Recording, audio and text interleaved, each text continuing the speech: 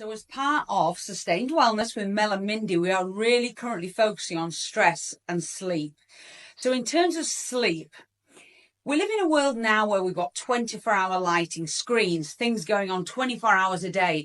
But really, our brains are still of that sort of prehistoric time, that era when we're working on our biological clock, which is still in here, also known as circadian rhythm. So to put it simply, think of your day in sort of thirds. So maybe a third of the day is sleeping, around a third, 2/3 of the day we're up and about, we're productive. Now, to get the best of that 16-hour productivity window, we need to make sure we get the best out of that 8-hour window.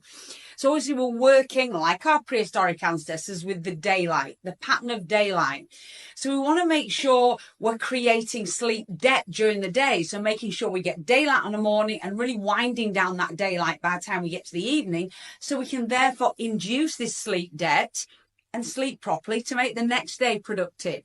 So we want to make that sleep debt by being active during the day, creating almost like tiredness in our body so we do get the best possible sleep we can. Now, there are some simple things we can do to get moving. A lot of us are sat at desks, in cars, or we're really sat still all day. We want to get moving.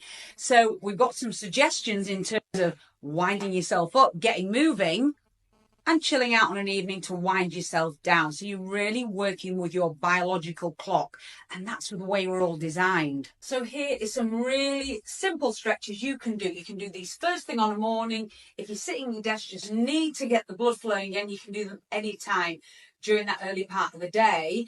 And then we'll also talk about some stretches you can do to wind down, really bring it down, take the light down on an evening. So if this during the day, just feel like you want to get moving, just start simple. Hip rolls, you can take the hips round either direction, really get those hip joints moving. So move around in both directions, maybe 45 seconds. Then you can go to the shoulders, get the shoulders moving. Fingertips on the shoulders, really making some nice big circles round with the elbows. Take it round in both directions. Try and make those circles as big as possible. Get those shoulders moving again. Maybe 45 seconds each way is fine, 30 seconds if you prefer. And then you might want to get that neck moving. Drop the chin down to the chest, maybe roll the chin over towards one shoulder, keeping the shoulders down, and roll through centre over to the other shoulder. Nice and slow and steady. So you're really getting that neck moving. Again, 45 seconds is fine on that. Now let's get the back moving. So you might want to really stand up tall, take the chin to chest and just steadily roll. Take the fingertips down the front of the leg, steadily take it down into a forward folded position. Once you're in this position, maybe you want to hold onto the elbows and just hang there. But everything, hold it nice and loose, let the head hang, take all that tension out of the neck. Maybe again 30 to 45 seconds, and then maybe place the hands on the legs and just come gently back up to a standing position.